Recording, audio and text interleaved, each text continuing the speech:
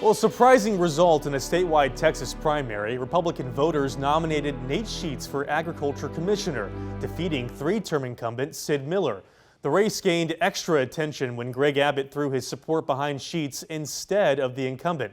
Now, Sheets heads into the general election against Democrat Clayton Tucker. And joining us now to talk about his primary victory and the road ahead to November is Republican nominee Nate Sheets. And Nate, congratulations on your victory this week. Thank you, Dylan. It's great to be here with you today. Well, thank you for joining us. I want to get into this because you beat a three-term incumbent. What do you believe was the biggest reason Republican voters decided it was time for a change in the ag department? You know, I think Republican voters saw that there was a unity of even different sides of the political spectrum, because we had the grassroots from True Texas Project to Grassroots We the People to the conservative parties in Montgomery County and the Kingwood Tea Party, to the other end of the spectrum where we had Greg Abbott and Don Buckingham, Commissioner of Land, and as well as other senators. But then we also had the Maha Institute and Maha Make Texans Healthy Again, as well as the Farm Bureau and Southwest Texas Cattle Raisers and Cattle Feeders. So, when voters saw the alignment of people that historically are on opposite sides of the table, they realized, man, everybody's in agreement that we just can't afford another 4 years under our current leadership.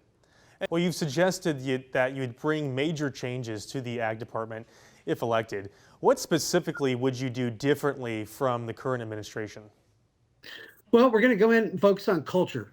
There's been a lot of really negative culture in the past, I'd say 12 months since this new chief of staff has come in. There's a lot of fear that is kind of managed people.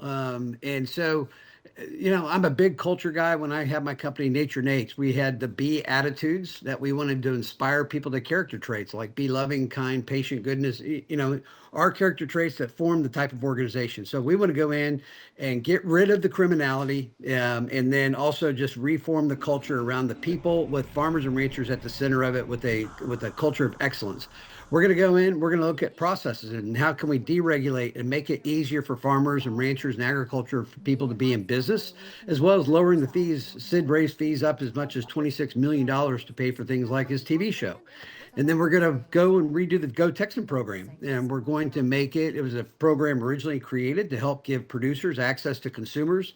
That's what I've done for my 30 years of career. Took one beehive in my backyard, turned it to the #1 branded honey company in America, Nature Nates, sold in 30,000 stores. I want to take that same experience and passion and help take the Go Texan program and bring consumers and producers closer together. And then finally, really go focus on the future of our kids. The governor wants to be #1 in the state in education.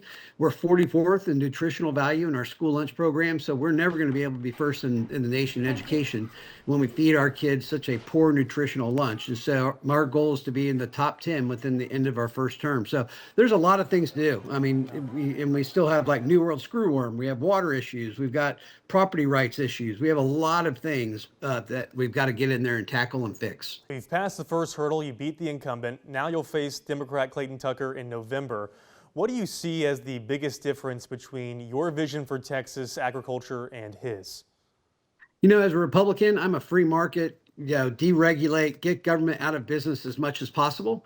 Obviously, when you're a regulatory agency, especially as it relates to food, there's obviously a food safety component that we have to ensure that we're guarding the public, which I've done for 30 years in the honey business, having the #1 brand. We tested everything for pesticides, herbicides, fungicides, corn syrup, rice syrup, antibiotics. So I'm very, very experienced on the health and food safety side.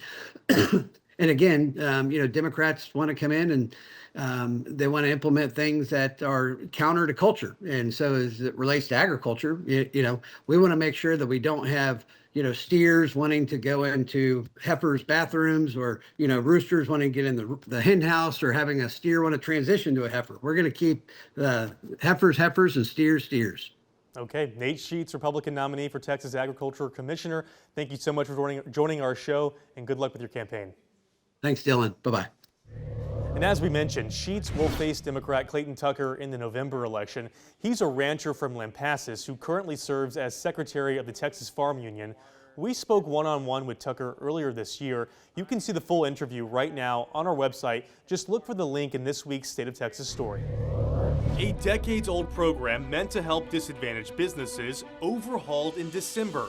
Now business owners are pushing back, and courts could decide whether the change stands. A deadly mass shooting in Austin sparks a new political fight. Texas House Republicans call on Congress to freeze immigration programs, their demands, and the potential impact.